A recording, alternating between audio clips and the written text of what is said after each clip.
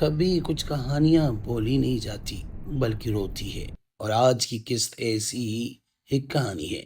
دو معصوم شہزادے جو کوفہ کے دریا کنارے نماز پڑھ کر وفا کی آخری سانس سے رہتے ہیں اور تلوار سے شہید کر دیے جاتے ہیں، جن کا جرم صرف یہ تھا وہ مسلم بن عقیل کے بیٹے تھے، حسین کے بھتیجے تھے۔ جب بچوں کو خواب آئی اور اس کے بعد وہ اٹھ کے ایک دوسرے کے ساتھ گلے لگ کے رونے لگے، قضا بھی تاک ہی میں تھی۔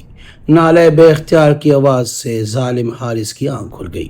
سوئی ہوئی قیامت اٹھی۔ ظالم نے بیوی کو جگا کر پوچھا، یہ بچے کے رونے کی آواز کہاں سے آ رہی ہے؟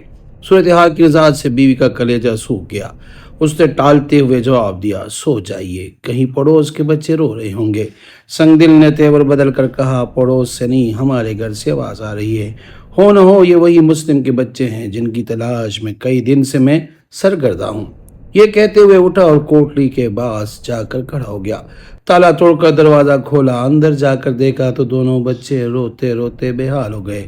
کریخت لہجے میں دریافت کیا، تم کون ہو؟ اچانک اس اجنبی آواز سے بچے سہم گئے، لیکن چونکہ اس گھر کو اپنا دارالامان سمجھ رہے تھے، یہ کہتے ہوئے ذرا بھی تامل نہ ہوا کہ ہم امام مسلم کے یتیم بچے ہیں۔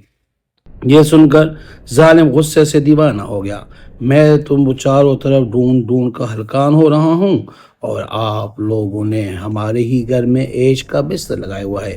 یہ کہتے ہوئے آگے بڑھا اور نہایت ہی بے رحمی سے ان ننھے یتیموں کے رخساروں پر تمانچے برسانا شروع کیے۔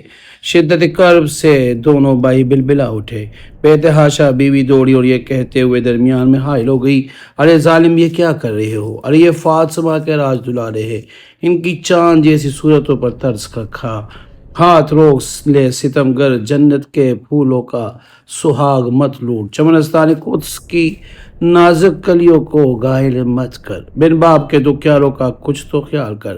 ظالم پھر ممتا کی جونگ میں اٹھی اور اس کے قدموں پر اپنا سر پٹکنے لگی۔ غصے میں چور سنگ دل شوہر نے اسے اتنے زور سے ٹھوکر ماری کہ وہ پتھر کے ایک ستون سے ٹکرا کر لہولہان ہو گئی۔ تماچا مارتے مارتے جب تھک گیا تو اشکی اضلاع نے دونوں بھائیوں کی مشقیں کسی اور غلاف کعبہ کسی لٹکتی ہوئی زلفوں کو زور سے کھینچا اور آپس میں ایک دوسرے سے باندھ دیا۔ مارے دہشت کے بچوں کا خون سوکھ گیا، خلق کی آواز پھنس گئی، آنکھوں کے آنسو جل گئے۔ اس کے بعد بدبخت یہ کہتا ہوا کوٹری کے باہر نکل آیا، جس قدر تڑپنا ہے صبح تک تڑپ لو، دن نکلتے ہی میری چمکتی ہوئی تلوار تمہیں ہمیشہ کے لیے چین کی نیند سلا دے گی۔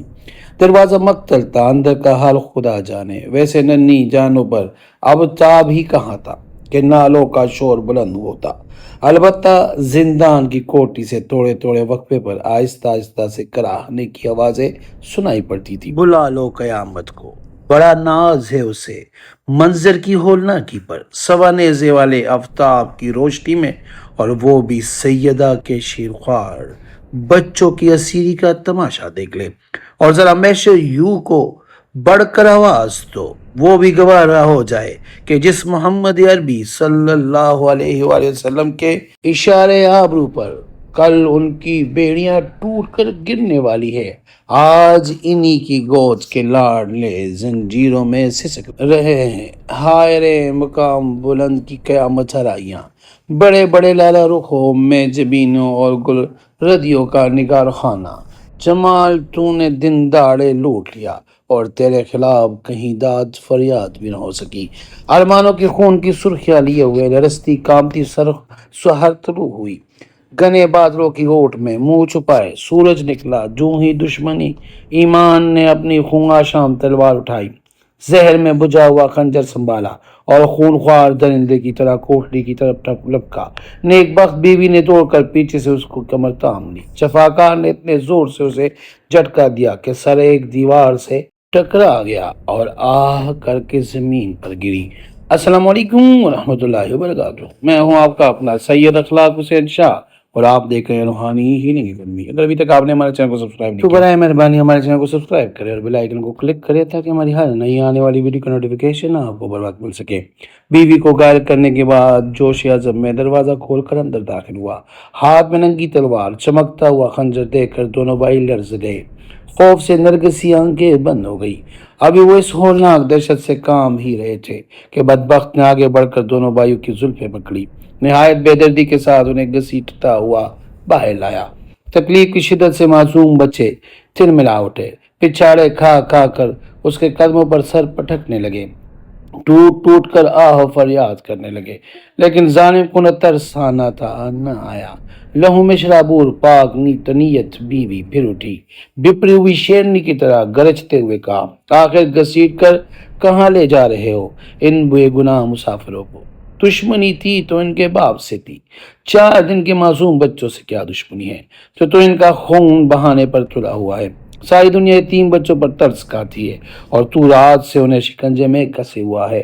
تھپڑے مار مار کر تو نے ان کا پھول سا چہرہ لہولہان کر دیا۔ رحمتوں کی گٹا کی طرح لٹکتی ہوئی زلفوں کو تو نے اتنی بے دردی کے ساتھ گھسیٹ رہا ہے کہ بادلوں کی جڑوں سے خون بہنے لگا ہے۔ رات سے اب تک مدینے کے یہ ناظرین بے آب و دانہ لگاتار تیرے ظلم و ستم کی چوٹ کھا رہے ہیں اور تجھے ان کی کمسینی پر بھی ترس نہیں آتا۔ پردیس میں ان کا حامی و مددگار نہیں ہے، اس لیے بے سہارا سمجھ کر تو انہیں تڑپا تڑپا کے مار رہا ہے۔ جس نبی کا کلمہ پڑھتا ہے اگر اپنی تربت سے نکل آئے تو کیا ان کے روبرو بھی ان کے نازنین شہزادوں کے ساتھ ویسا سلوک کرو گے؟ تیرے بازو میں بڑا کسل بل ہے، تو کسی چکڑیل جوان سے پنجارا دودھ پیتے بچوں پہ کیا اپنی شہزوری دکھاتا ہے؟ اس کے سینے پر غیرت ایمانی کا جوش ابلو پڑا تھا۔ اپنی جان پر کھیل کر اب وہ رفاقت حق کا آخری فیصلہ کر دینا چاہتی تھی۔ جذبات میں قابو ہو کر اس نے ہی بچوں کو اس کے ہاتھ سے چھڑانے کی کوشش کی۔ اس بدبخت نے ایک بار پور ہاتھ کا گونسا اس کے سینے پہ مارا اور وہ غش کھا کر گر پڑی۔ لونڈی سامنے آئی تو وہ بھی اس کے تیغ ستم سے غائب ہو گئی۔ تھوڑی دیر دور چلنے کے بعد دریا افرات نظر آنے لگا۔ جلاد نے اپنی تلوار چمکاتے ہوئے کہا، شام کے بچوں دیکھ لو اپنا مقتل، یہی تمہارا سر قلم کر کے سارے جہاں کے لیے ایک عبرتناک تماشا چھوڑ جاؤں گا۔ یہ سن کر بچوں کا خون سوکھ گیا۔ کنارے پہنچ کر شکی ازلی نے انہیں خچر سے اتار کر مشقیں کھولی اور سامنے کھڑا کر دیا۔ اب دونوں کھلی آنکھوں سے سر پر منڈلاتی ہوئی فضا دیکھ رہے ہیں، بے بسی کے عالم میں ڈبڈبائی ہوئی آنکھوں سے آسمان کی طرف تکنے لگے۔ جو ہی بوئی تانے تیور چھڑے آئے، قتل کے ارادے سے اس نے اپنی تلوار بے نیام کی۔ مظلوم بچوں نے اپنے ننھے ننھے ہاتھ اٹھا کر رحم کی درخواست کی۔ اتنے میں ہامتی کامتی گرتی پڑتی پیکر وفا بھی آ پہنچی۔ آتے ہی اس نے پیچھے سے اپنے شوہر کا ہاتھ پکڑ لیا اور ایک عاجز درماندہ کی طرح خوشامد کرتے ہوئے کہا، خدا کے لیے اب بھی مان جاؤ، آل رسول صلی اللہ علیہ وسلم کے خون سے اپنے ہاتھ رنگنے مت کرو۔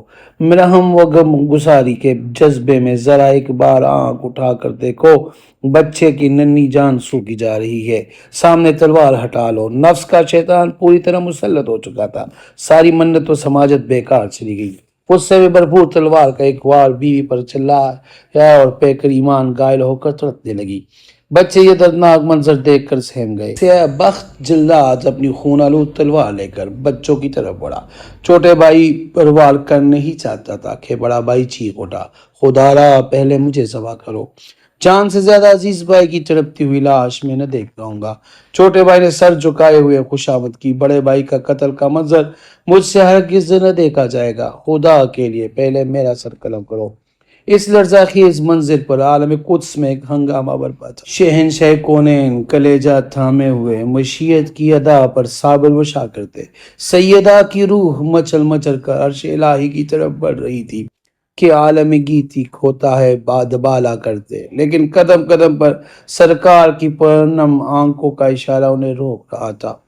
حیدر حیبر شکن اپنی تیغ ذوالفقار لیے ہوئے سرکار کی جنبش لب کے منتظر تھے کہ آن واحد میں جفا شعار کو کیفر کردار تک پہنچا دے۔ روح الامین بال و پیر گرائے دم بخود تھے، رضوان کوثر و تسنیم کے سائے لیے انتظار میں کھڑا تھا۔ عالم برزخ میں ہلچل مچی ہوئی تھی، ملکوت اعلیٰ پر سکتہ طاری تھا کہ ایک مرتبہ بجلی چمکی، ستارہ ٹوٹا اور فضا میں 2 ننھی چیخیں بلند ہوئی۔ مرکز عالم ہل گیا، چشم فلک جھپک گئی، ہوائیں رک گئی، دارے تھم گئے اور دھرتی کا کلیجہ شک ہو گیا۔